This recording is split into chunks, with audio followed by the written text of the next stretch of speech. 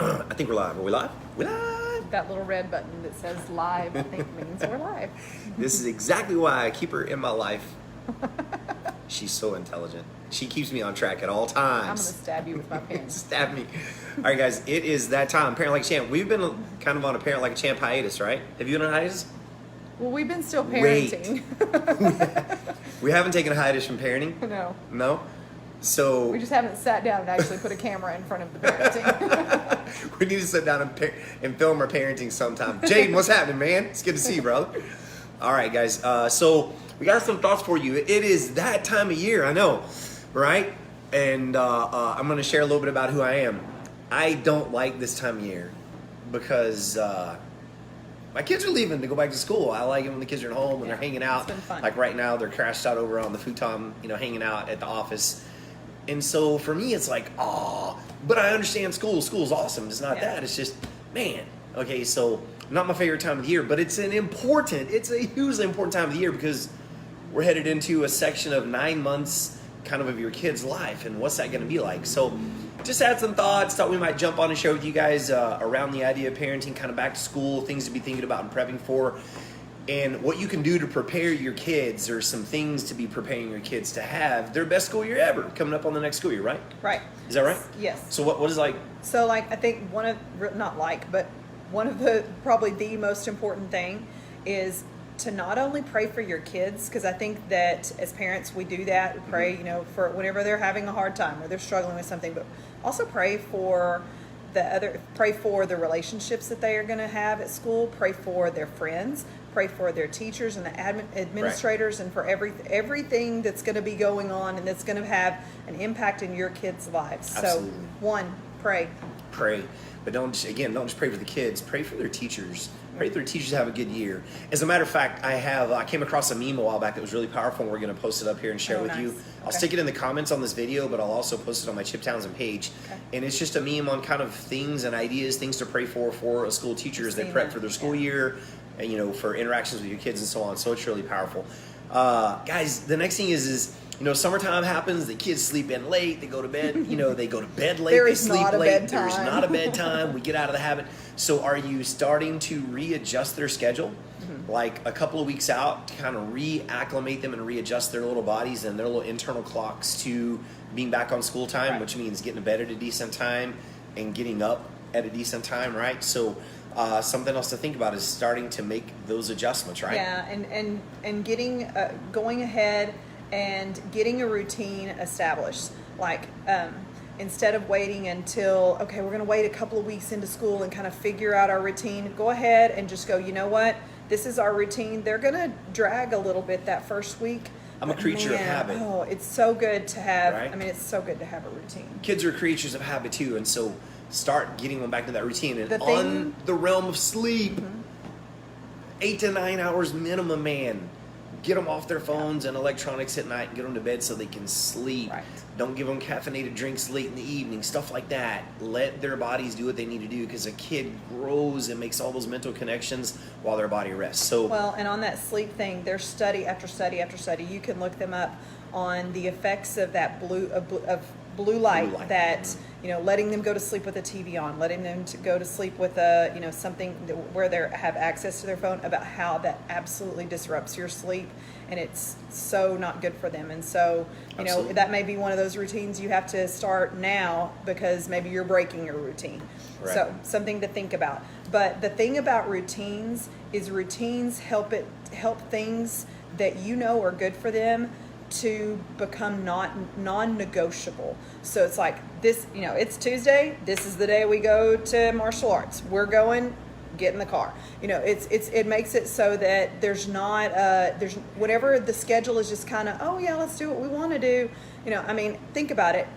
If you allow them to do what they want to do, they would be playing their Xbox 24/7. Right. They're not going to make the choices. We have to make those choices. We set those routines, and then we make the routine helps us to make it so that we don't debate about it. This is where we're going. This is what we're doing.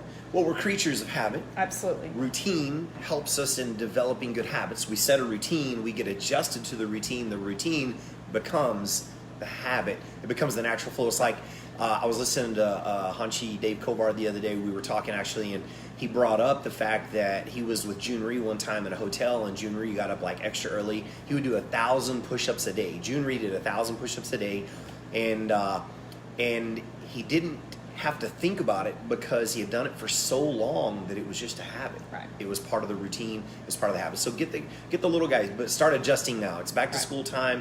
Start moving them towards their routines and habits of being back in school. So when the first day of school happens, they're not dead, dragging, and we're not seeing all these Facebook posts about my kids were so tired. That's your fault because you didn't get them back on a routine and readjust them and help them and parent them, right? Right. So next thing, have you got their school supplies together?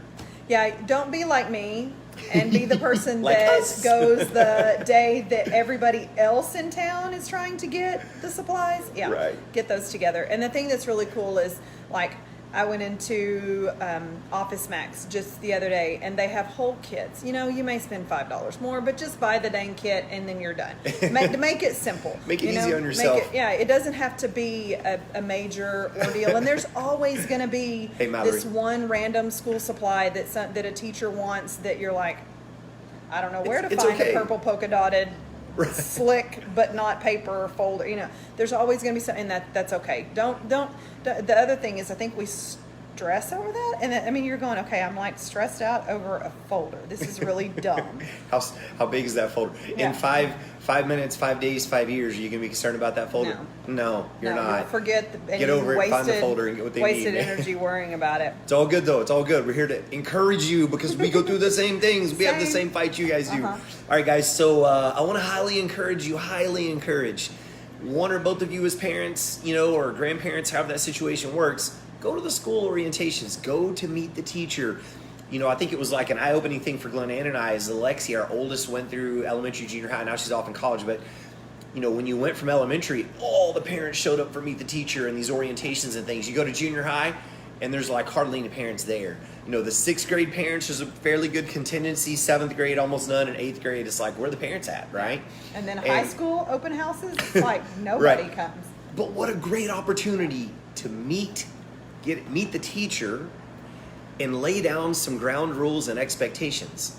Now, let me qualify that because Okay, wait, are you saying, so like my kid is an angel, they are perfect, they are never going to make a mistake, it's always another kid's fault, or it's maybe your fault because you're giving them too much home. That's what you're going to lay down? Exactly. I'm going to tell them, don't you dare get onto my kid.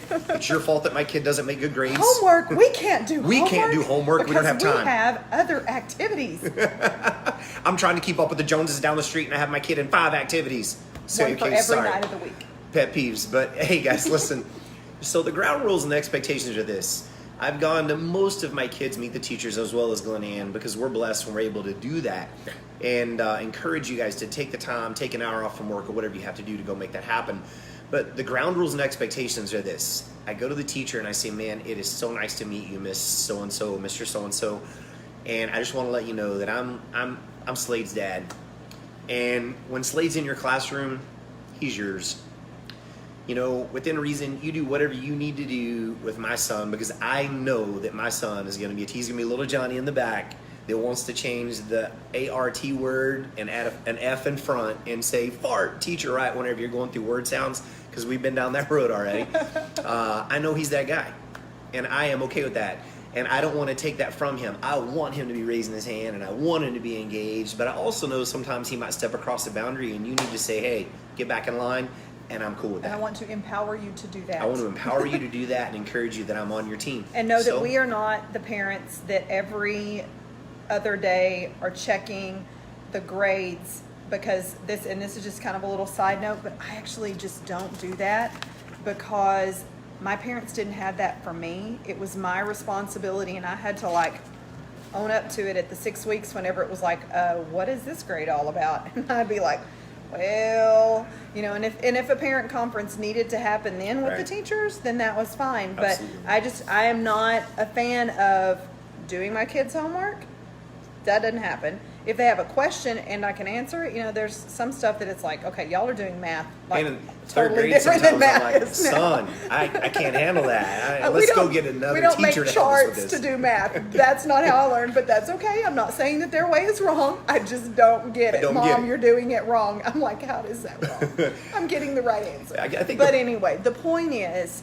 not to micromanage your kids and your kids' teachers. I mean, they have letters behind their name and a certificate on the wall that says they know what they're doing. You don't have to always be just let that be a blind, okay, well, they know what they're doing. You do need to be engaged, but don't be engaged on the back end looking at the numbers and going, hey, what's up with this grade? And assume that it's the teacher's fault, one. But then also don't want to be the thing that you're engaged in is if they need to volunteer, go be the volunteer. If they need somebody, like in elementary, there's always a need for somebody to cut out stuff or somebody to make copies, or there's always needs for things like that.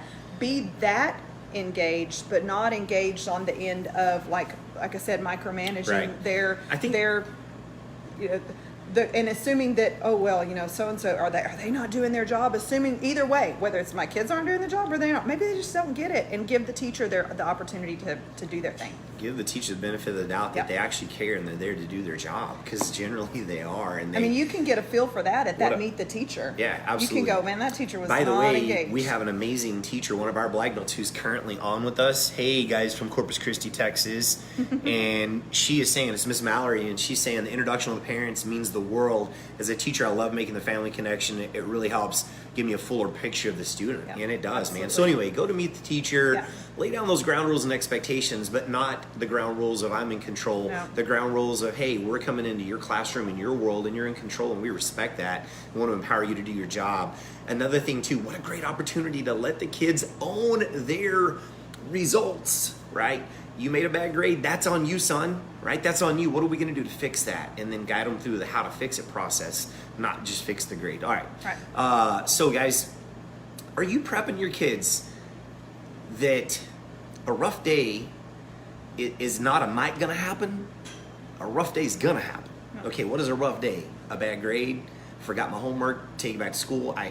And by the way, I can't tell you how many times we've had a kid, one of our kids, call from school, not from their cell phones. They don't have cell phones at that age, in the young especially. And Mom, I forgot. And Mom goes, tough.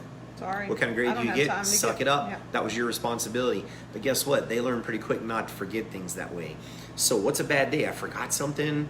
I made a bad grade on something. I messed up. Whatever that is. Someone pushed me around. Someone called me a name.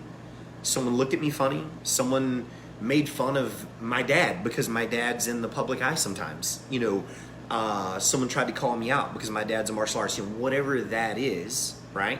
It's going to happen. What are you doing now in conversation to prep them, to think through those, and to teach them how to deal with it? I kind of hate the word bullying, although it's kind of the fad word to throw around right now. But bullying is just not gonna stop. It's something that we have to teach how to deal with. And what I mean by it's that, not going to stop is not saying that we're okay with it, Yeah. and that it's all. That's not the case at all. It's just saying we just playground Yeah. pecking orders will be there from the beginning of time to the end of time, and that gets turned into bullying. And sometimes it is. I'm not saying it's not, but instead of attacking the symptom, are we going to the root cause? Or are we teaching our kids how to handle the root cause correctly? So just something to think about. Tell your kids, yeah, you're going to have a bad day. You're going to have rough days. And on the roughest of your rough days ever, I will love you the same and still be here for you. And on your best days ever, I will still love you the same and be here for you. It doesn't matter, right? So just some thoughts on be prepping them, because those days aren't a might. They're gonna happen. Yeah, and bubble wrapping your kids is not preparing them to, and whether that bubble wrap is, well, they're just sensitive. Everybody's sensitive to somebody saying something ugly to you. I mean, I think we can all, we can, and I think probably you can remember something that somebody said to you when you were like 7. It imprints on you. And so our job is to teach our kids You don't want to be that person that somebody, whenever they're 49, still remembers somebody saying something to them that absolutely like crushed them. You don't want to be that kid. But whenever somebody says it to you, you know, that dude, I remember the first away. time an F-bomb got dropped on me. I was in the first grade, and I had no clue what it meant. And I so didn't have a clue that I didn't care that they said it to me until I went home later and went, "Hey, Mom, what does this mean?" And the imprint was this. My mom, when I was in the first grade, sat me down like a little man and looked me in the eye and explained to me what that meant.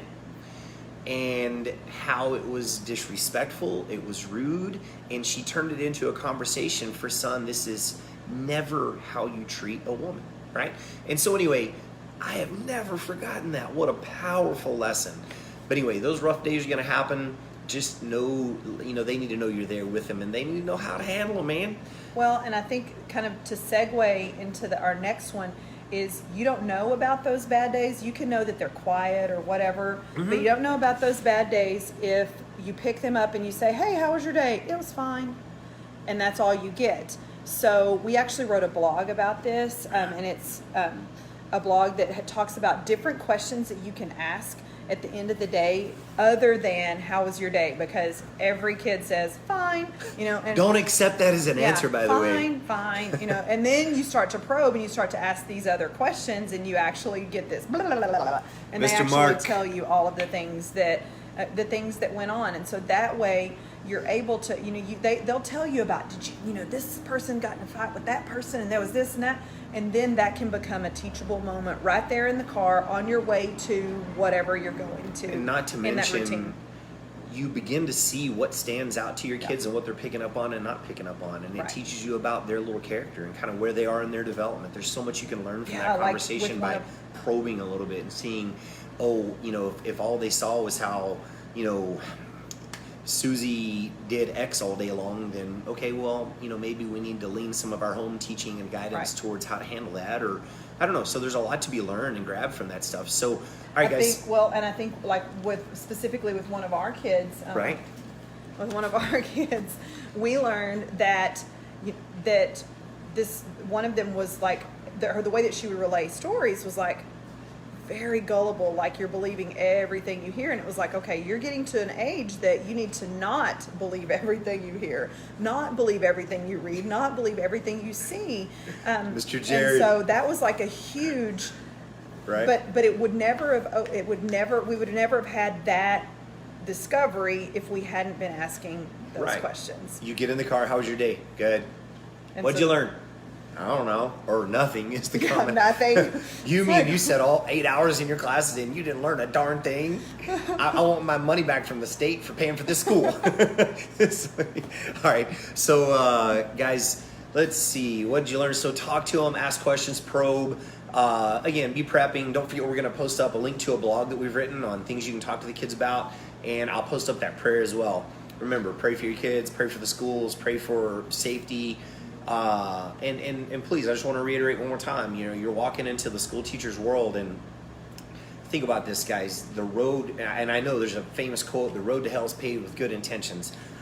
But I guarantee you, every one of those school teachers out there, at some point when they started, that was their passion.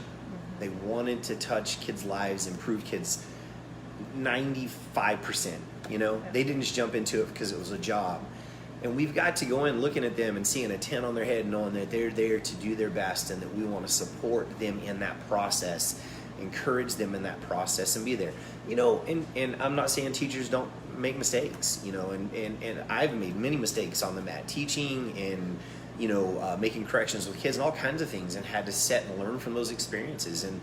But with that said, be prepping the kids now, man. It's back to school season. Get their school supplies, get their schedules reorganized, get them getting the sleep that they need, meet their teachers, get on their teachers' team, man. Make friends with them. Here's another one too.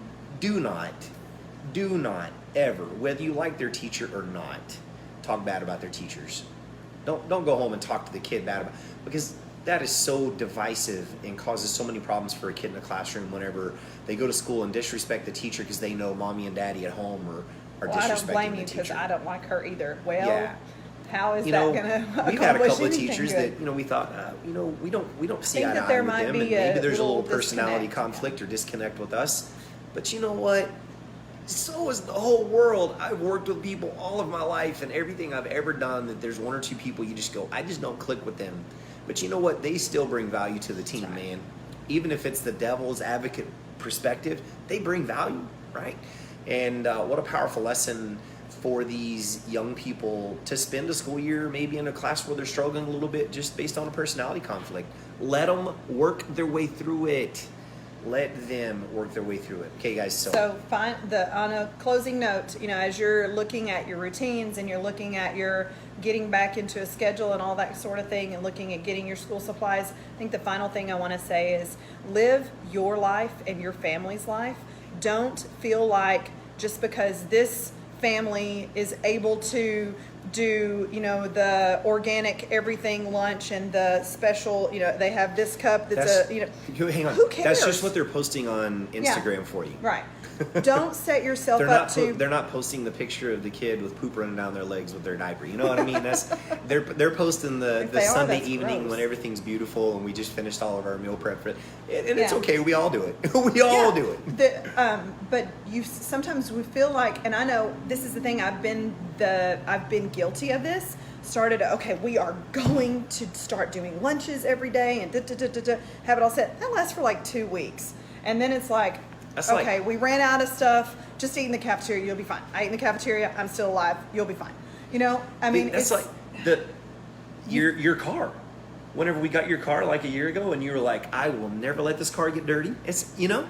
And a couple of days ago, I opened the back door, and the little cup where you grab to close the door has a half-eaten banana laying there, and I'm like, what is this? What is this? So, you know, we all make those. And you think, oh gosh, you know, will they do this? Who cares what they do? Okay? Do what works for your family. If it works for your family to spend extra and buy the little convenience packs that are wrapped up, they throw it away, that works. If it works for you to go buy in bulk and put it in little special Ziplocs and have everything all labeled, you know, more power to you. But don't, just because somebody else does it, doesn't mean that that's what you have to do. Who cares? Who cares? Do what works for your family. Oh, hey, from Mississippi. Awesome today, guys. All right. You had 3 starting back this week. Awesome. Hey, guys. I'm seeing that other states are like already back. I know, Holy right? cow. Hey, guys, here's the thing. End of the day, we love you guys. We're here to encourage you guys. This is a little parent like a champ moment And for we're you. right about everything. And we're dang right we're right about everything. It's just us. We're confused 98% of the time, just like everybody else. The only thing is we'll publicly own it and admit it and jump on and tell you guys we're lost. So just want to encourage you along, man. We're all in the same travel battle. Last thing I am throwing it out there. Put your kids in martial arts, man. Put them in martial arts. Get them in that controlled environment. Teach them some expectations, discipline, work ethic, and drive, and so on and so forth. And one class or 2 classes is not that's not a fair. You're seeing kids that that maybe you do know that have been in martial arts for 10 years, and you're going, oh, they're such great kids, they're amazing. I think I want to try that. You try 2 classes and go, okay, this is not for me. You've taken someone that's been in classes for, like hundreds and hundreds, probably 1,000 hours, and then you're going, okay, I just gave an hour and a half because 45-minute classes getting 2 and an hour and a half. Yeah, I just don't think that this is for us. Right. You're not giving it a fair shake. Right. So if you're gonna commit to doing it, commit to a minimum of 8 weeks. Commit to 2 months. Then if you say, I just don't think that this is, and like on a regular schedule, that routine of at least 2 classes a week for a full 2-month period, commit to that. Don't make a decision over 2 classes. 2 classes doesn't tell you anything. Absolutely. And hey, guys, there are amazing martial arts programs all over this country. Alpha Martial Arts in Seattle. There's Kovars and Satori Academies in California. Satori in New Jersey. Gayston Martial Arts. Mr. Hackworth over, I believe, in Florida. Quadra Brothers up in Oklahoma City. We got Team Chip Schools. We have so many friends that run really super solid primo here in town. The Cook Sawan School. Phil Sage is a great guy. a team chip here in Abilene. So we're with you, man. But find a good program and get your kids into it and stick with it. Stick with it. Quit competing with Joe Bob next to you that's got his kid in 5 activities, but his kid's got no sleep, has ADD, is struggling with obesity because he doesn't get rest and doesn't eat right and all of these things. Guys, we love you guys. Go have a good day. This is your Parent Like a Champ tip for the day. Look for those, the meme in the blog. See, if you want more, comment. Let us know what you think, what you like, what you took away, and we'll talk to y'all soon.